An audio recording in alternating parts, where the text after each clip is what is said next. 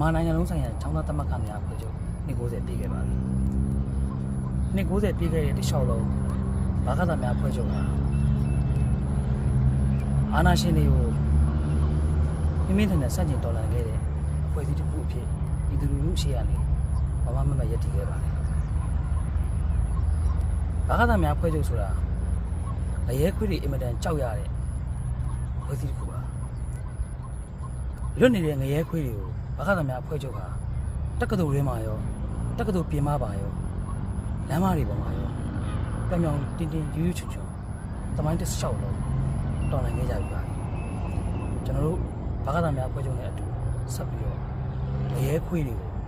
ဆက်လက်တွန်းလှန်တော်လှန်တိုက်ခိုက်တော့ပါဘာသာများဖွဲ့ချုပ်တွန်းရှိပါစေ